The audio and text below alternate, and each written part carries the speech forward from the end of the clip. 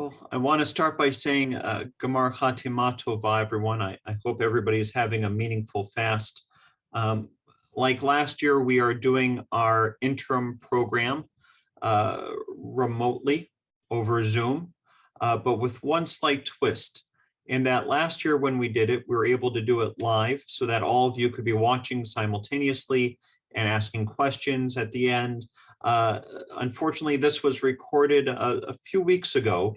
So if you're watching this on YouTube or on Facebook right now, and one of our speakers are speaking, or we're at the end of the program, we're asking questions, and you type in questions, the reason why we're not asking your questions is not because we're rude, it's because we don't see it because it's pre-recorded. And if we do happen to ask one of your questions, it's just serendipitous and a really good question. I hope that the speeches, and I'm pretty sure you're going to feel this, I hope that the speeches you're going to hear today that answer the question, how has Judaism influenced my life, help guide you and bring you some greater meaning during these Yomim Norim, these high holy days, particularly with Yom Kippur, where we reflect on where we've been and where we'd like to go.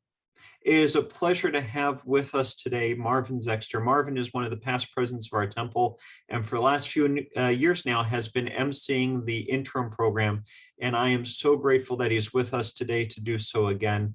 I would say let's all give him a big round of applause as we invite him up here, but it would be a little defeatist at this point. So without further ado, I want to invite Marvin to join us and to also share with us some bios and our speakers with us. So thank you all, and Shana Tova, and I'll see you in a little bit. Rabbi, thank you very much. And thank you very much for the honor of being able to do this once again. L'Shana Tova as well to everyone. So our speakers today, the first one will be Laura Gord. Laura and her husband Ira joined Anshe Emeth Memorial Temple in the fall of 2006. Both of their boys were literally raised through the Anshe Emeth Memorial Temple Hebrew School. In February of 2012, Laura received the opportunity to participate in the Tansman Fellows program, leadership program, with a trip to Israel through Jewish Federation as a nominee from Anshe Emeth Memorial Temple. It was a life-altering trip. Soon after, she joined the AEMT Board of Trustees, where she served as a trustee for a few years, and then as an officer, as recording secretary for several years, and finally as financial secretary for a year. Laura and Ira's sons both participated in the Heller High or EIE program while they were in high school. Professionally, she is a web developer at Rutgers, the State University of New Jersey. Laura is currently pursuing a master's degree in business science with a concentration on the user experience design at Rutgers. She has also been on the board of the Anshe Emeth Community Development Corporation and is the main cheerleader for the Dash for Diapers event, which raised over $9,000 in 2020. Please keep your eyes open for next year's event for 2022. They have a goal of raising over $10,000. And with that, I'll ask Laura, please join us. Thank you. Thank you, Marvin. Thank you, Rabbi Baisley. I was honored that you thought of me, and Shana Tova to everyone. I grew up in New City, New York. My journey of Judaism started at Temple Beth Shalom with Rabbi Fass. I attended Hebrew school until my bat mitzvah. After reading Torah, my family allowed me to stop attending Hebrew school. I continued attending high holiday services each year with my family, but I was always searching for more. When I was 15, I was faced with seeing my beloved aunt crying to her own mother in pain. That evening, I attended a junior prom. Well, actually, I was supposed to be down in New Jersey with Aunt Tammy, Uncle Lenny, my cousins Mark and Craig, Bubby and Aunt Mary, and my family to celebrate the Saturday before Mother's Day, as we always did. I was going to meet some of my cousin's friends at the lake that evening, but instead I was invited to the junior prom, so I went. When I walked in the door at 1 a.m., which was a little past my curfew, my mom opened the door in tears. I apologized for being late. But then I was told the news that Craig, my cousin, who was 1 year older than me, the one who I was supposed to be with that night, was in a car accident and he was gone. To this day, I still think about why wasn't I with him? How was it that I wasn't in the car? 3 teens were lost that night and 2 teens were able to walk out. There was no alcohol involved, but a lone deer that jumped in the middle of the road. As he swerved past it, he collided with a tree.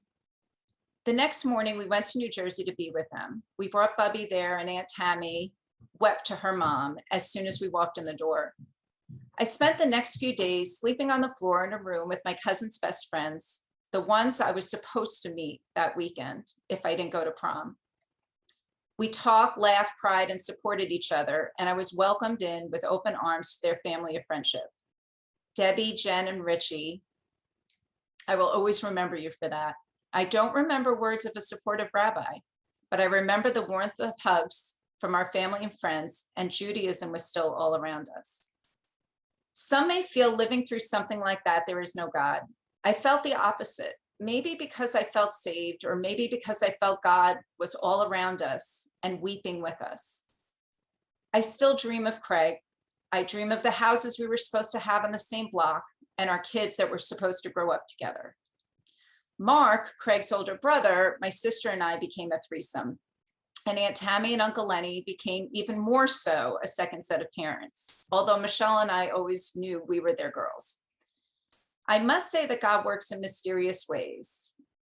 My boys, our boys, Ryan and Jared, interact with each other in such a similar way as Mark and Craig did. I know when Aunt Tammy would babysit, she would get to experience the joy she had as a mom again. But as a great aunt, it was probably even more joyous. I wish so badly that my boys got to meet Craig. I don't think I could ever handle losing someone that dear to me again. After losing Craig, I kept questioning Judaism, not because I disagreed with it, but because I needed more spiritually. In my senior year of high school, I started dating Steve Young, a football player, but not the one you're thinking of, a fun and smart football player whose nickname was Tarzan. He was 6'2", and he was brought up on the Ivory Coast of Africa because his parents were missionaries. It was during this relationship that I really wanted to learn about my own faith, because he would ask me questions about it all of the time. His parents would explain, now, Laura, you are a chosen one. And if you accept Christ, you would be a completed Jew. We cared for each other very much and would discuss spirituality late into the night. I think my parents were okay with it because they loved Steve. Even cousin Mark approved. And they knew we would never get married since he was going to Liberty University and I UMass Amherst. So they let it play itself out. But during this time, I had to be so strong and learn that it was okay not to know who the Messiah is, and that I'm loved by God no matter what. And I had to come to terms that my cousin was in a good and safe place and was loved by God. And so were the many others that have passed before me, no matter if they accepted Christ or not. When I started college at UMass, my new friends were great and many were Jewish, so I felt at home. I tried to go to some Friday Shabbat services at Hillel, but I always felt less than. I didn't have the confidence that I understood what was happening in the services. And as a Reformed Jew, I was feeling I wasn't educated enough to move forward with my Judaism, and that was really frustrating. I always knew I wanted to marry someone Jewish, not because of any rules, but that's just what I wanted. Ira and I knew each other since day camp. I was 14, he was 15. We didn't start dating though until I was a senior in college, and it was definitely fate and God had a hand, as God always does. At a New Year's Eve party, Ira ended up missing dinner with our crew of friends. So he sat in a room by himself to eat, Chinese food, by the way. And we realized that we both had the same thoughts and goals in moving forward with life. I think we both just knew. Rabbi Fast married us a few years later. He continued going to synagogue with my parents for the high holidays in New City, and it felt so good to have him by my side. Once our kids were going into first grade and pre-K, we decided to join Anshe Emeth Memorial Temple. And as a family, we flourished in our new Jewish home. We lit the candles and said Friday night prayers as often as we could. Ira helped cook at the barbecues and played at the softball games. I love volunteering for the Shabbatons. And most importantly, our kids felt as if it were our second home. Our family friends from the Kaplans, the Yens, Snyders, Warners, and so many others, I can't name every single one of you, from the very beginning gave our family the seeds for beautiful family celebrations and something we could all count on. And Judaism was our solid base and common denominator.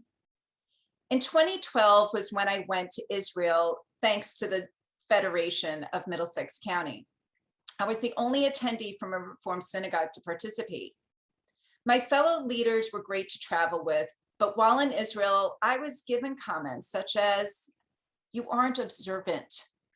You know, Laura, you can take the taxi on Shabbat, but we're going to walk." For their information, I study Torah every Saturday. I participated and led more Tikkun Olam projects on my synagogue regularly. And while in Israel, I walked everywhere on Shabbat. I didn't take the elevator. And I even walked to the synagogue of Hebrew Union College on Shabbat, while I think the others slept, but no judgment. So I could go to services on Shabbat. I remember being so disheartened and sad. I'm finally at a place, thanks to my studies at Anshe Emeth and practice with family and friends and clergy, and that I'm confident in my Judaism, something I always struggled with. But now my fellow Jewish peers were passing judgment. How dare they? I remember writing a long letter in tears to Rabbi Miller, but their judgment was not mine to change. I could only change my own. I learned to take a deep breath and speak up for myself and let the rest go. Judaism has helped my family and I put Cousin Craig, Uncle Lenny, and grandparents to rest many years ago. It has guided me through the grief of losing my friend Lori 7 years ago, and all of our Aunt Tammy that everyone remembers suddenly back in 2018. Then Judaism comforted Ira's family through Rabbi Baisley and Rabbi Miller's kindness when we lost my mother-in-law, Roberta Gordon, or as everyone loves to call her, Grandma Berta. But Judaism has also given me such joy. The simple joys of being with my family for Passover, throwing the frogs across the table as the kids joke with their cousins and laugh so loud, the milk, well, probably water, would come out of someone's nose, which definitely happened at some point. The joys of celebrating with our family and friends, all of the simchas over the years, the joy of watching our boys reading from the Torah, the joy of seeing Jared help a child learn Hebrew and guiding them through Hebrew school, or seeing Ryan prepare an omelet for a temple member for the first time. Some of you may remember his famous omelets. The joy of sitting in the sanctuary just a few weeks ago, holding Ira's hand with Ryan and Jared next to us reading from the prayer book in perfect Hebrew. The joy of sharing my family's Jewish recipes with so many of you over the years, from potluck dinners or dinners at our home, from Grandma Berta's noodle kugel to the brisket to Nanny's best ever chicken soup, Bubby's balinces, which I haven't tried to make yet, and Aunt Tammy's kasha varniskos. Judaism is about taking it for yourself when you need it and knowing it will always be there to love you. Judaism is about passing traditions down to our children, no matter how they choose to practice. It's a gift that my parents gave to me, and Ira and I are giving it to our boys, with thanks to the guidance of all of the clergy and the entire congregation of our family at Anshe Emeth Memorial Temple. I love you all for being part of this journey with us, and I can't wait to see what happens next. Thank you. Shana Tova. Mwah. Love you all. Laura, thank you very, very much. As Rabbi Baisley said initially, we'll hold for questions till the end, and we'll have a chance to speak with everyone. Our next speaker, Rachel Thomas. Rachel Thomas is a first grade teacher who has also worked in the Anshe Emeth religious school for almost half of her life. Rachel is navigating now how to raise two young daughters to love being Jewish and be proud of their Jewish identity while being part of an interfaith family. Rachel is married to Ed Thomas since 2009. They have two daughters, Madeline and Haley. Rachel, please share your thoughts with us. Hi, Shana Tova, everybody. Thank you for giving me the opportunity to speak. So I have never really thought much about how Judaism has influenced my life before. I'm Jewish, so I celebrate Jewish holidays and my kids go to religious school, and that's it. But when Rabbi Baisley asked me to speak for Yom Kippur, I thought more about the why. Why do my kids go to Hebrew school? Why did I sign them up in preschool as soon as they could? Why do I celebrate the Jewish holidays, even though most of my family isn't Jewish? Why have I worked at Anshe Emeth for half of my life? First, let me give a little background about me that you may or may not know. My mom converted to Judaism before I was born but I was still raised both until about fourth grade, when my parents joined Anshe Emeth. So my mom's whole side of the family is Christian, and the uncles that I had on my dad's side had married women who were Christian. So all of my cousins were not Jewish. We were really the only Jewish family members we had. And once we joined Anshe Emeth, we were suddenly completely Jewish. We were no longer both, but 100% Jewish. My older brother rebelled. He did have a bar mitzvah, but he didn't make it to graduation. He hated religious school and does not consider himself to be Jewish today. But I had a completely different experience joining Hebrew school. I was only a grade behind in learning how to read Hebrew. So I caught up, I had my bat mitzvah, and I remained somewhat involved as a teenager.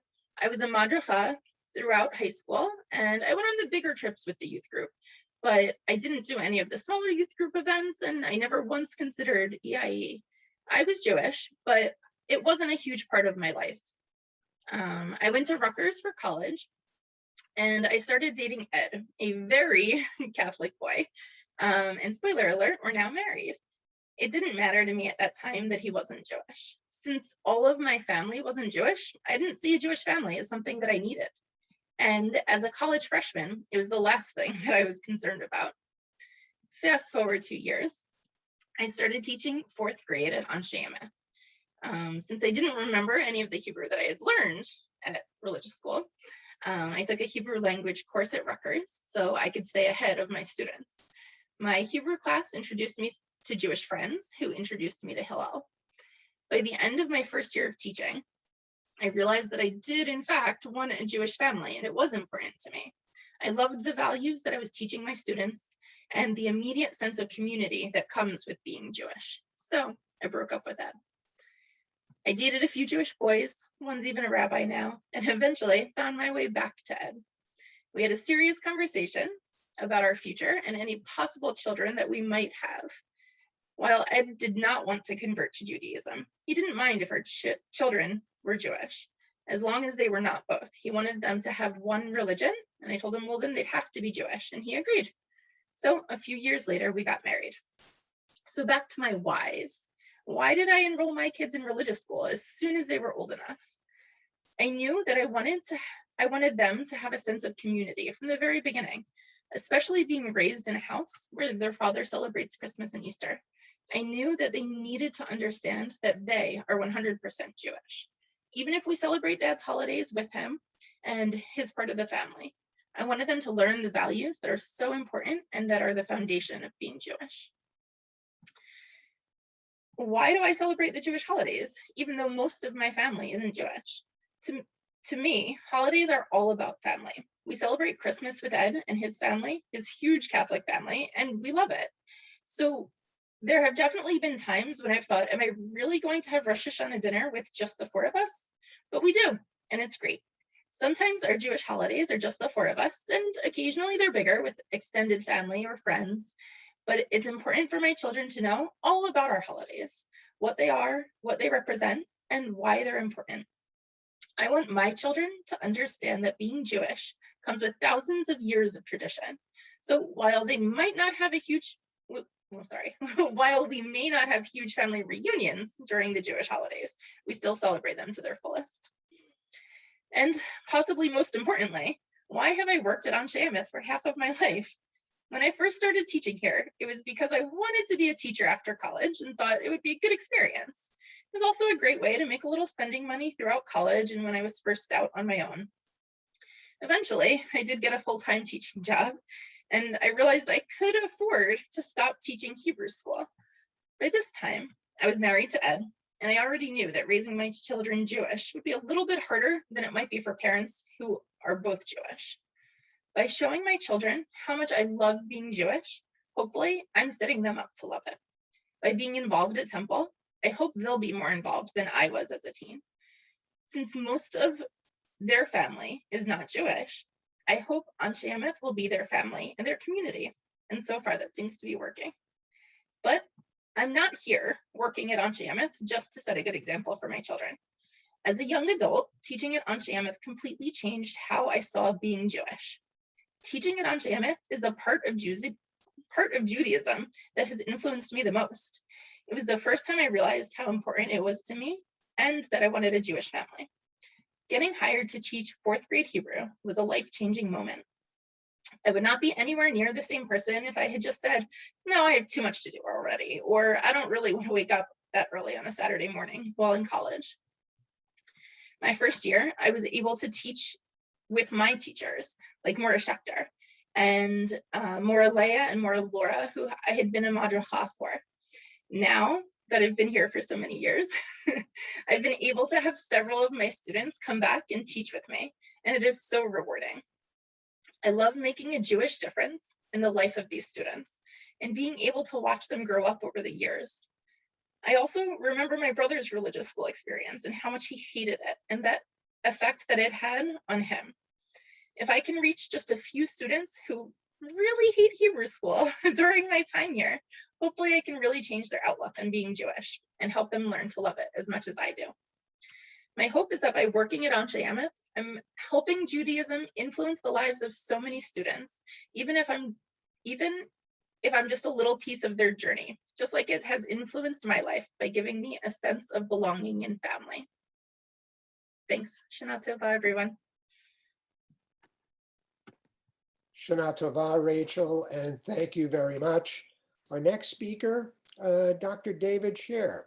Dr. Scher has been a member of Anshe Emeth Memorial Temple for over 30 years and has served on the Temple Board of Trustees and on the Executive Board as Treasurer. David also continues to serve as co-chair with Stuart Levine of the Anshe Emeth Golf Classic for over 20 years. Over that time, they've raised more than $500,000 for Anshe Emeth. Thank you very much, David.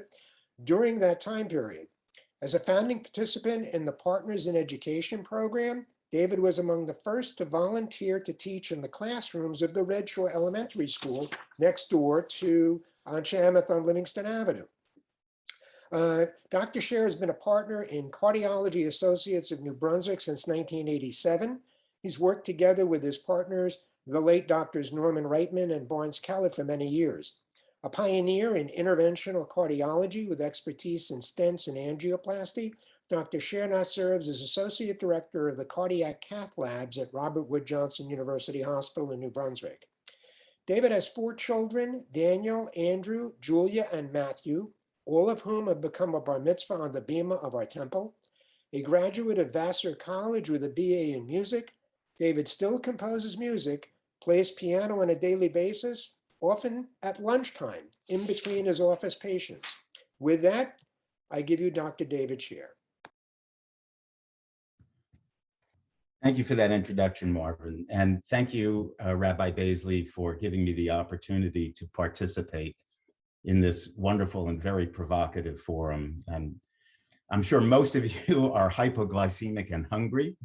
So hopefully I can divert your attention today from your fast with the story of how I became a Jewish adult. Even though I was born Jewish, there is a journey there. So I grew up in Sheepshead Bay, Brooklyn on Batchelder Street. My neighborhood consisted of rows of attached 2-family brick homes that were built in the mid-1950s, and they quickly became filled with young Jewish families with small children. What's your stuff? I remember walking with all of my friends from my block to the neighborhood public schools, PS 52, Shellbank Junior High School, Sheepshead Bay High School. We were all Jewish. At Hanukkah time, it seemed like every home had electric menorahs in their window, and only a rare home was decorated with Christmas lights. Our rabbi and his family lived around the corner, and when the time came, we all walked in the late afternoon to Hebrew school at the Shore Park Jewish Center during those pre-bar mitzvah years. In late November 1969, I became a bar mitzvah along with 2 of my neighborhood friends, sharing the prayers and the service, which was the norm for us back then. Our large family of cousins, aunts, and uncles. My father had 5 brothers and 1 sister, all in Brooklyn, and we're frequently together for dinners, visits, special occasions. Good. It seemed like Everyone was Jewish. It's not being seen. Should I take my hand off? I need my hand. In 1970, Sheepshead Bay High School had over 5,000 students. And it wasn't long before I quickly learned how sheltered I had been as a child. The reoccurring wars in Israel, the crisis of Jewish immigration from Russia, revelations of the atrocities of the Holocaust, and ultimately some firsthand experiences with anti-Semitism, all quickly taught me how small a minority the Jewish people are in the world. I left Brooklyn after high school and spent the next 12 years focused on my education, with college years at Vassar and Poughkeepsie, New York, medical school in La Jolla at UCSD, and hospital residency at New York Hospital Cornell. These were amazing years of intellectual and personal growth, during which my Jewishness was less of a religious issue and much more of a cultural phenomenon. I love Jewish humor. I love Jewish authors. I even love Jewish foods at family celebrations, and shared many Passover Seders with my fellow students, both Jewish and non-Jewish. However, I didn't enter a synagogue at all during those years. Daniel was born in 1986 during my last year of cardiology training. And soon thereafter, Teresa and I moved to central New Jersey to begin our medical practices. Twice in the past, I had been to Anshe Emeth for my Finkelstein cousin's bar mitzvah. And I remembered the beautiful sanctuary in New Brunswick, New Jersey.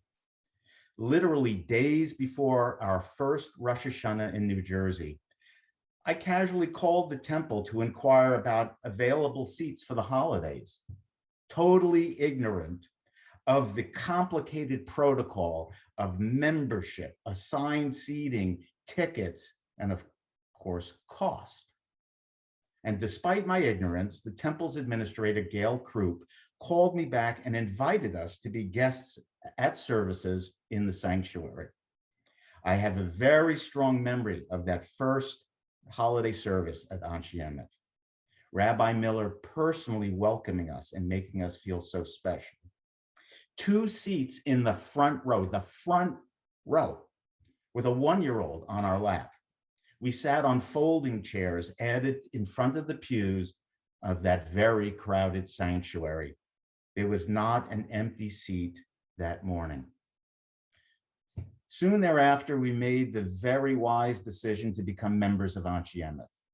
That decision became the first step of what for me has become a 30+ year journey of exploring my Jewish heritage, relearning to read Hebrew, developing a much deeper understanding of what it means to be a Jewish adult instead of just having a cultural label. Most recently, just 3 months ago, Lori and I stood on the bima filled with pride as our youngest Matthew became a bar mitzvah, my 4th, my last, at Anshe Emeth, alongside Rabbi Baisley, Cantor Stanton, and in front of our whole family, everyone vaccinated, everyone there. It was like a tiny miracle. So here are the 5 things that I've learned about being Jewish that I'd like to share with you. 1, our sacred books of knowledge in the Torah are filled with age-old truths and wisdom, but not historical facts. But this doesn't change or diminish their ability to instruct us how to live. 2, Jewish people are taught that we are all created in the image of God. B'Tselem Elohim is a radical and very powerful idea. 3, being part of a Jewish community like Anshe Emeth is an essential part of life, and particularly helps me feel better connected with my ancestors, especially my Grandma Lee, who passed in 2006, and whose name adorns my high holiday row in the sanctuary. 4, I love being at Anshe Emeth. The temple is such a unique and special place to celebrate the wonderful milestones in life, and when needed, can provide much needed consolation and support during the very difficult times that we all must ultimately face. Lastly, having a good rabbi in your life is very important. Maybe better than having a good lawyer or doctor or dentist, since only your rabbi will keep you challenged and motivated to search for more meaning and wisdom with each passing year. Ken Yehi Ratzon. And Shana Tova to everyone. David, thank you very much. Shana Tova to you as well. Thank you. Our last speaker today will be Billy Geller.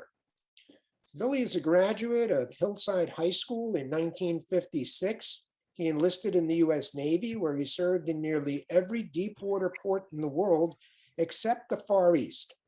Upon his return, he completed his undergraduate degree at Rutgers University and subsequently earned the Doctor of Jurisprudence from University of Maryland. Bill has passed the bar in 1965, has practiced law in South Brunswick for almost 50 years. He got his 15 minutes of fame when he was honored as the Outstanding Citizenship with the Outstanding Citizenship Award in South Brunswick in 1975. He was president of the Middlesex Trial Lawyers and in 1983 represented South Brunswick Board of Education for several years. Now in retirement, Bill is pursuing his artistic side, his work in glass. He does work in glass and has had some of his stained glass lamps were featured in the stained glass calendars. One of his bronze sculptures actually won first prize in the New Jersey Senior Art Show in 2020. Bill was married to the late Eleanor Geller for 45 years. He has 3 children, Lauren, Leslie, and Nicole, and 5 grandchildren. I give you Billy Geller. Well, thank you for the introduction. First, I want to wish everyone a happy and a healthy new year and hope you are all written in the book real well and for a great year. Now, to the topic, how has Judaism influenced my life? Whenever I Begley called to ask if I was interested in participating in a program at the temple, I was already saying yes before I even knew what the program was, as I was living into my mantra, say yes to life. As he further explained the assignment, which was to speak on how Judaism has influenced my life, my mind went and became fuzzy. I mean, I was born a Jew, woke up to this 4,000-year religion culture, but never thought about how my life was connected to Judaism, but rather I was born a Jew. Like every life story, as my English teacher instructed, you must start at the beginning, which made me wonder, when was the beginning for me? Well, there is historically the first book of Moses, Genesis, and wherein it's stated there was nothing in the beginning but God, and in 6 days there was the world, and on the 6th day, he, maybe she, formed man from the dust of the earth and breathed into his nostrils the breath of life. Was that the soul? Everything else was created out of his speaking. For example, let there be light, and there was light. Everything was created in the 6th day out of his speaking. And the only thing he did physically was create man. And what did he do? He breathed into his nostrils. And is that the divine spirit? Is that our soul? Well, maybe that's a conversation for another time. But first, let me delve into my past. My Jewish life, the culture, the custom, the language, and how I fit in. I grew up in Hillside, New Jersey, in a working class section of town next to Newark. That section was called Weequahic, where everyone was Jewish. It was also, parenthetically, the locale of Philip Roth's book, Goodbye Columbus, who parenthetically also lived in my hood. My parents were Jewish and owned a mom and pop grocery butcher shop in East Orange, which only closed on Sundays, regardless of a Jewish or civil holiday. That was it. My dad worked. My mother was the only one that attempted to observe the Jewish traditions, and my father made every attempt not to. My father came from a shtetl called Linitz, which is outside of Kiev. He could read and speak Hebrew, Yiddish, Russian, and German, and read the Jewish Daily Forward every Sunday. He came to live in America and to live the American dream. My mother was born in Newark, but spoke only Yiddish until she went to kindergarten. I have to say it wasn't a marriage made in heaven, but they did create a family and stayed together for 60 years. My Judaism was strictly cultural, with Jewish friends, food, holidays, celebrations. My family did not belong to a synagogue since my father was not interested and we didn't have the money for it. Or so he said. But when it came time for my bar mitzvah, my mother hired a rabbi. He came to our house once a week. And for 4 months, he taught me Hebrew alphabet and how to read phonetically. Yet I didn't understand one word. Didn't understand anything that the prayers meant. I could only learn the prayers before the Haftorah. Another kid who was also having his bar mitzvah that day read the Haftorah. I didn't have enough time to learn the Haftorah. I felt cheated in a way since I was not able to read my own Haftorah, especially when family and friends congratulated me on my bar mitzvah. I can remember clearly my father trying to sabotage my mother's attempts to instill Judaism within our home. One Passover, when my mother was cleaning out all the chametz from the pantry, the refrigerator, the oven, even the sink, my father went into the basement and there was an old stove there and he started to fry breaded pork chops. I can still hear my mother screaming at him as the fragrance of the fried pork chops wafted upstairs. He also had a habit of lighting his cigars from the Shabbos candles that my mother would light. Needless to say, he was an atheist, but later in life, after he was diagnosed with prostate cancer, which had metastasized, and he knew he was heading into the cul-de-sac of his life, he had a change. I was walking with him one day. Bill, maybe there is something up there. You know, as the saying goes, there are no atheists in foxholes. My mother did her best to keep the Jewish holidays festive and would invite her sisters and their children to celebrate with us. And it seemed more social than religious, but it was a tradition. In addition, we always celebrated on Sunday when the store was closed. And the celebrations were simply about being together. Even though my father fought the idea of Judaism, he and my mother would often speak Yiddish to each other when they didn't want my brother and my sisters to know what they were talking about. We called it the secret language.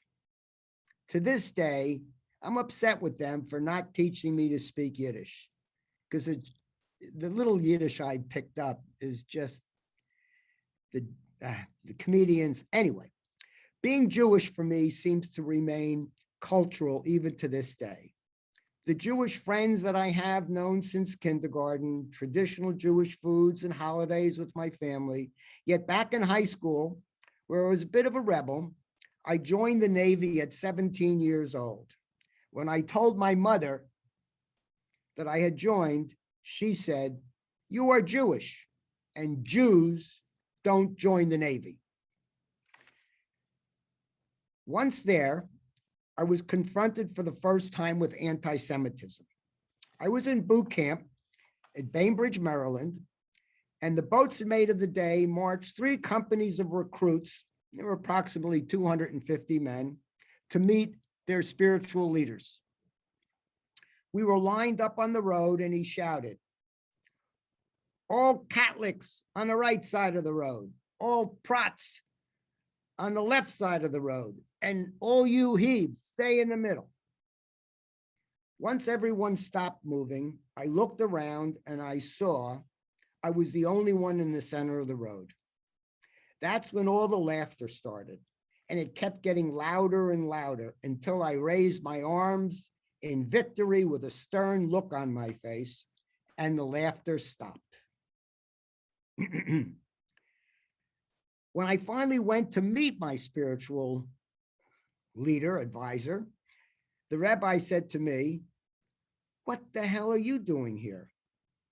Well, it was then when I thought that maybe my mother was right. My second and last anti-Semitic confrontation when I was aboard the USS Boston CAG 1 that I was assigned to, and met a guy who would call me little Jew, kike, Christ killer, laced with curse words. While he said it in a very joking manner, as if he didn't really mean it, I knew in my heart that he did. One day, I couldn't take it anymore. I had enough. And so I decked him with a shot to his ugly mouth. After that, no one messed with me.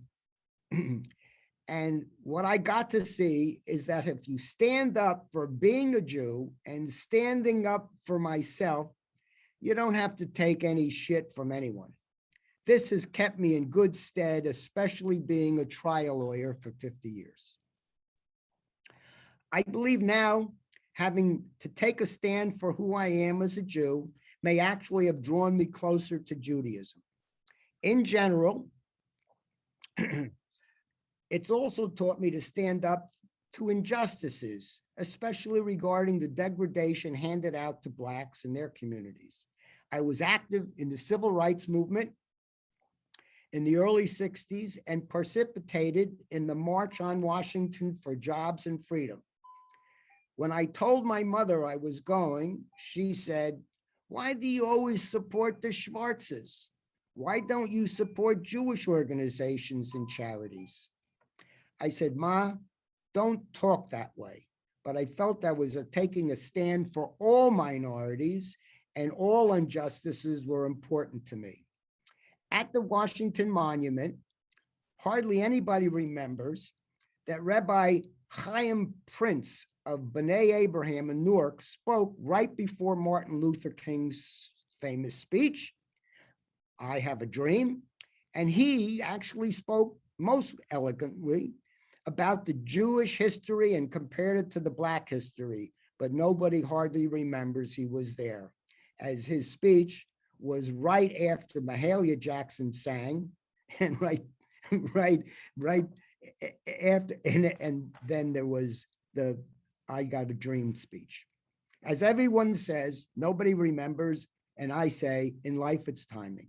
When Eleanor, my late wife, and I married with the blended family, we joined Anshe Emeth with the children, hoping that they would get a Jewish education. It was then that Judaism came into our life as the kids began to go to Hebrew school. It was around that time that we began to take on Jewish rituals that our family would come to know as tradition. The one commitment we made as a family was Sabbath. Every Friday night, we would light the candles, cut the challah, sip on the wine, each carefully saying the prayers together. We would always set up a fancy dinner in the dining room, which created its own spiritual feeling.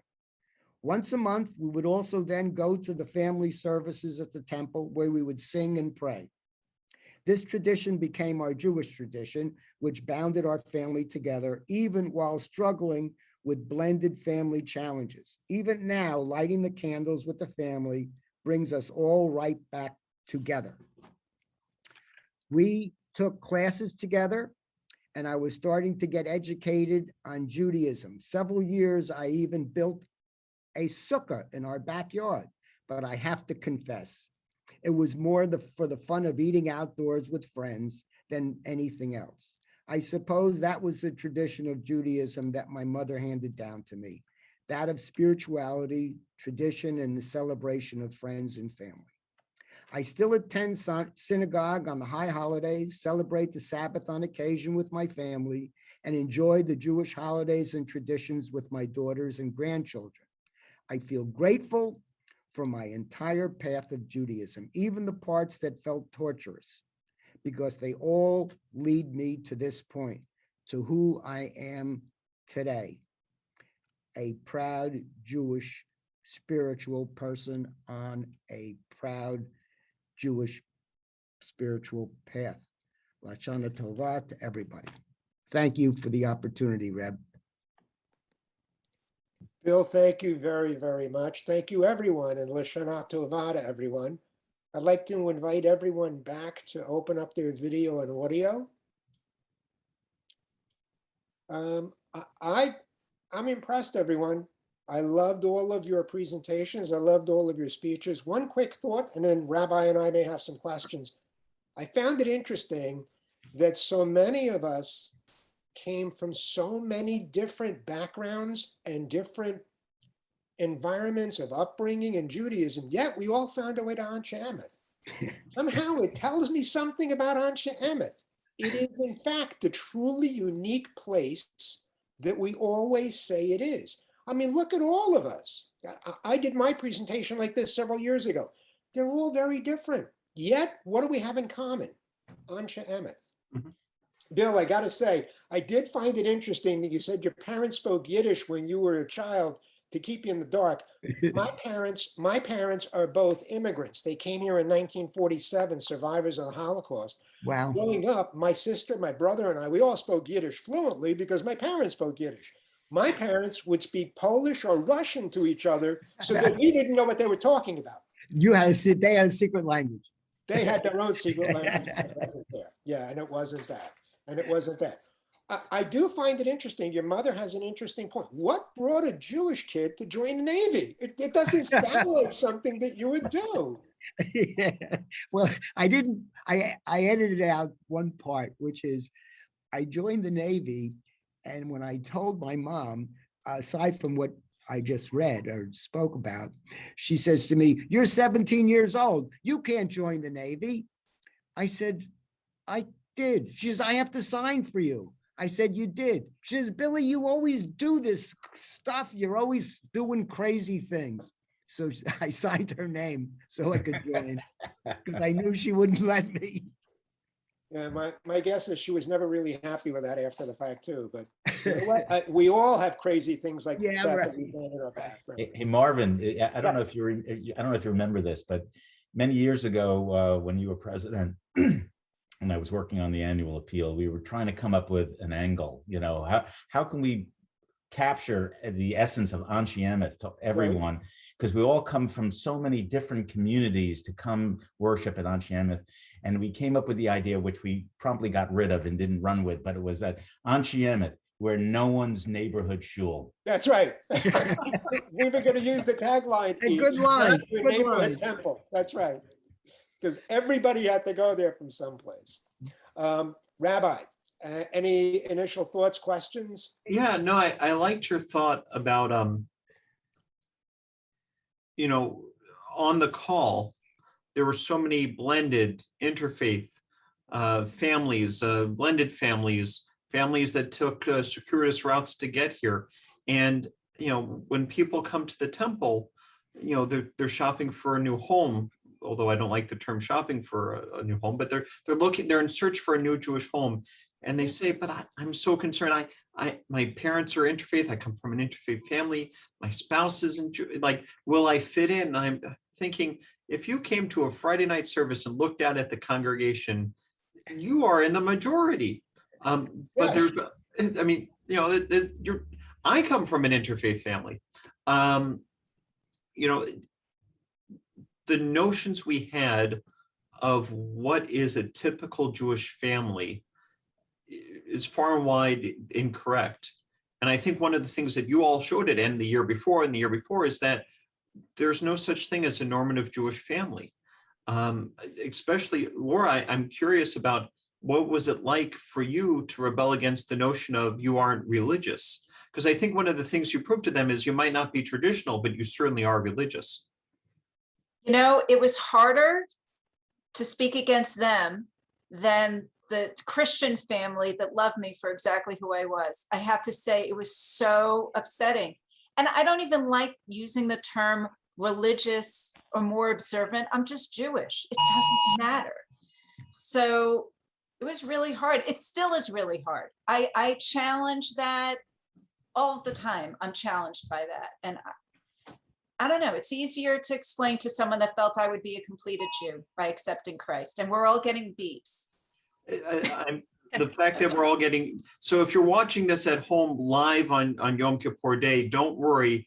I don't believe there's a flood warning in effect for you. No. You can guess what day we recorded on now from all of our flood warnings going off.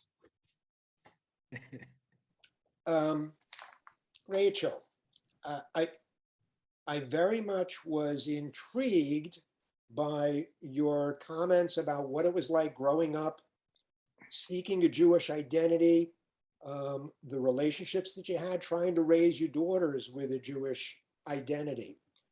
And I guess, I don't know if I have an actual question, as more as I'm going to ask you, do you have any suggestions for people or thoughts for someone who might be watching this that might be feeling some of the same kinds of stresses or anxieties? Because the world as it is, the reality is you're not an anomaly. You're like everybody else. I mean, and it doesn't matter. You know, you have two spouses where one was very involved in a temple and one didn't know what a temple was. I mean, it's not very different for them. So your thoughts on that? So definitely join on Emeth.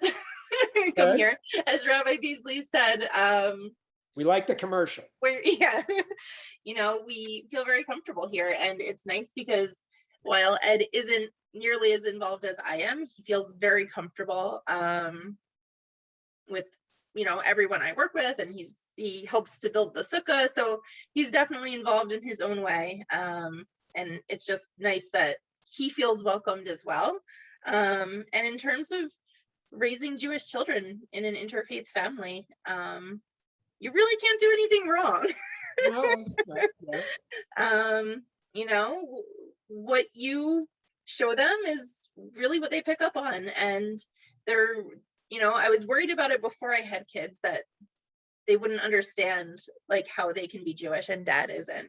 But they get it, you know, they very comfortably talk to Ed's parents about Judaism. And while we don't say, let's see, at home regularly, Ed's parents, you know, they're Catholic, they say blessings before they eat. So they say their blessings, and now Maddie and Haley say motzi at their house, even though we don't at our house. So it's just hilarious. And that's great. yeah. So Does Ed's family share with you any of the Jewish holidays on a, not on a regular basis, but periodically? I know you said that you spent time with them for some of their holidays. you know, they don't, but we should probably invite them. They would probably very happily come. You know, they obviously that was just a curiosity question. Yeah, they obviously came to their baby namings, and after they were like, wow, that's amazing. And like every time they see some of our traditions, like for our wedding when we did the hora, like his cousins like loved it. So I should probably invite them. That's a good idea. That wasn't my intent, but They're very well. probably offended I haven't already. Not necessarily. David, I gotta believe you must have looked at it kind of interestingly when you look back on that phone call to Gail Krupp years ago, having been through all of the leadership roles you've held at the temple and being as involved as you've been in the temple's finances. I gotta believe you're now looking back at that conversation and thinking, what in the world was I thinking? I'm just gonna call up and ask for tickets? Are you kidding me?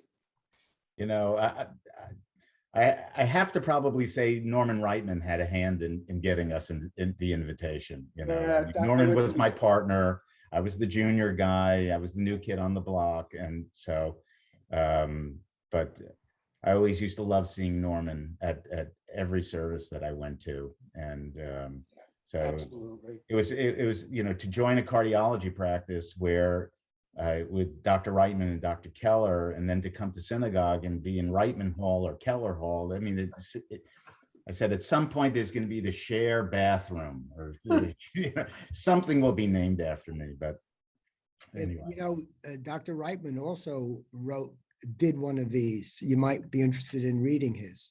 mhm. Yeah, You remember, he did. Bill, what he said? It was, well, not specifically, but it was, I remember thinking to myself, Yeah. first of all, it was very well written, for, excuse the expression, especially for a doctor, you know. Well, I But know I know Norman met Cyril here at Is Anshe. that right? They met, and then they were married for 70 years, and Ah. that was always part of the wonderful stories. And Norman's gift was in telling stories. Yeah, So he was sad when he was going downhill.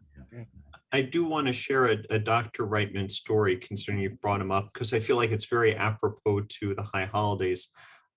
When my wife Allison was teaching the fourth grade, she used to have the fourth graders meet with Dr. Reitman. He'd share stories about the history, and we do it in one of the seminar classrooms where it used to be the spot in Keller Hall where he met Cyril at that singles dance. So he could say, I met my wife right here, and just point down at the ground.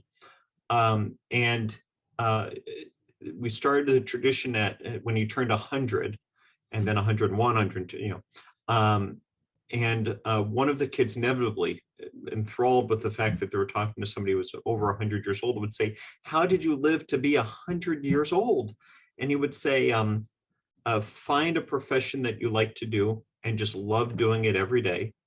Find somebody that you love with all your heart and love them with all your heart every day. And stay away from fried food. It's not good for the heart.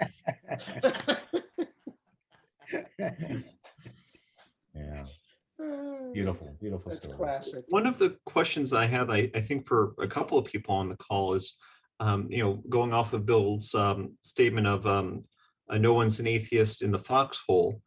You know, many of you spoke about God and spirituality in terms of tragedy and loss. How do you think that has worked for you in your lives, for those of you who have felt that combination? It's a rather personal question.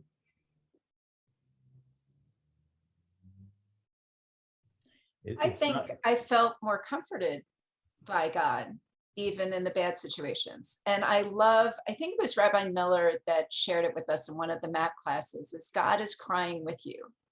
And that made it feel so much better instead of abandonment. You know, bad things do happen. I could argue with God. I don't have to agree with what the higher power is doing at any point in time, but God will still love me. So it may not be my plan, and it may not be, you know, like losing a cousin. He was 17, you know, that's not supposed to happen, you know, but it did. And there's no good from it. But at the same time, I think God was crying that a major and very important soul was lost that he took. So, you know, Dave, yeah.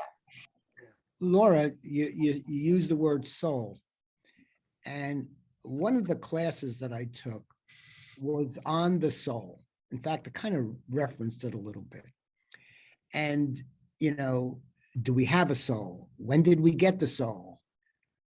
What is the soul? Everybody has a different point of view about it, but I did reference it when God breathed in first person.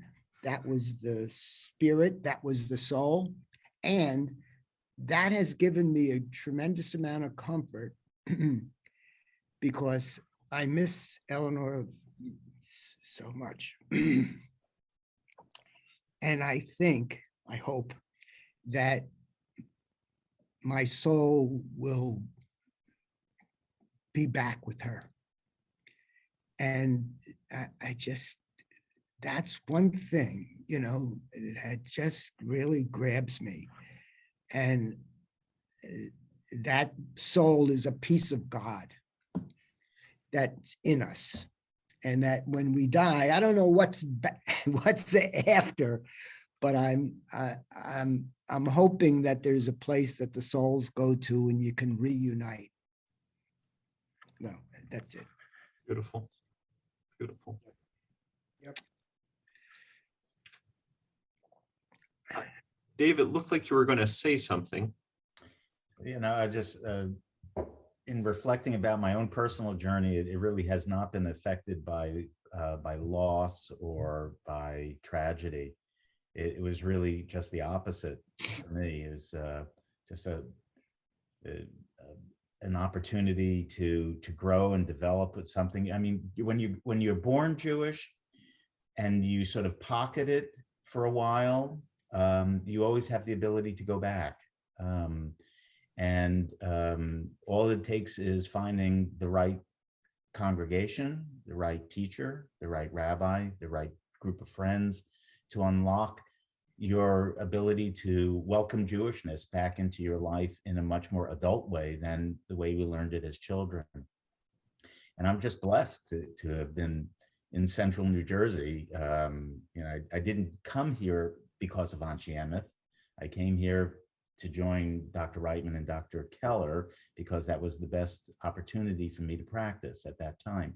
But Anshe Emeth was a real bonus and was an opportunity for me to grow and welcome Judaism again into my life and make it something really special. So it was not born out of need or a tragedy, although I know that there will be moments ahead that Anshe Emeth will need to come and support me.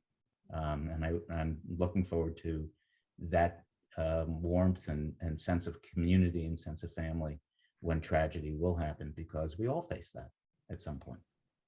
You know, I before I give some thoughts based upon what you said, Dr. Scher and Bill, I want to say how much I've loved being able to listen to all of these. Usually, you know, in a non-COVID world, I introduce Marvin, I sit for about 5 minutes, and then it's time for me to start the kids service. And I miss, you know, all of them. That's why we asked for you to mail them to us so I can read them at some point. But for these last 2 years, I've been able to hear the whole thing and even be part of the questions. And I've greatly appreciated it. You know, we could probably talk on this for a really long time. And because we don't have the afternoon service starting where I have to run off all of a sudden, we probably could. But I'll try and stop ourselves from doing so. But I think based upon what you, Bill, said and what you, Dave, said, is that I was thinking about the words of the Untitled Chapter, you know, who shall live and who shall die, who shall see ripe age and who shall not. You know, part of Yom Kippur is about reminding us that life is absolutely random and chaotic, and things just happen and we don't know when and we don't know why. You know, I'm sure, Dr. Scher, you can tell us that, you know, the heart attack might have happened because of the diet, or you know, the lung cancer could have happened because there's 3 packs of cigarettes. You know, in those cases, yeah, maybe you get to know why. But for the most part, the things that happen in life, as I referenced last week at my Erev Rosh Hashanah sermon, you know, much of the time we don't get to know why. Why did COVID happen? Why are bad things happening to good people? Why?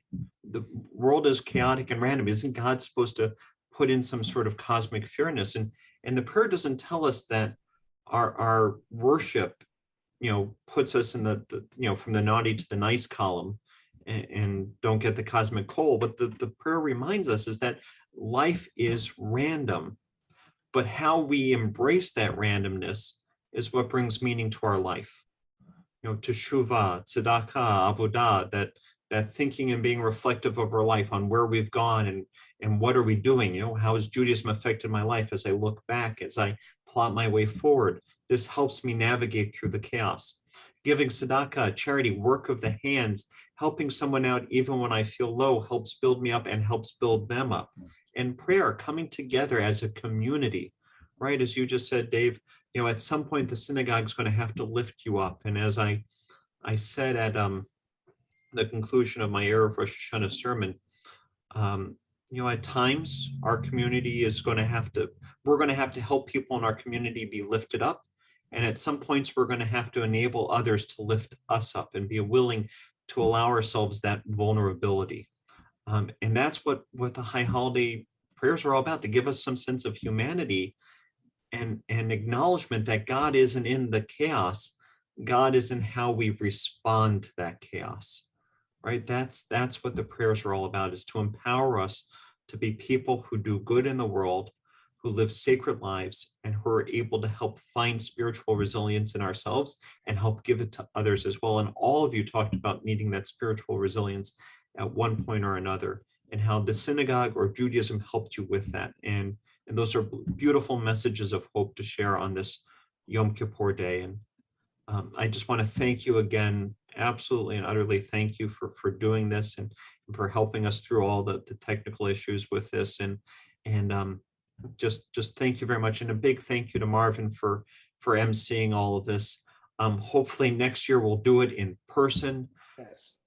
Or some amalgam of this, of virtual and in person with a larger crowd. But I want to thank you all, and I want to wish you all a Shana Tova Mitka, Gemar Chatima Tova. May you all be inscribed in books of life well lived. Amen. Amen, amen. Thank you so Amen. much, Everybody. Marvin.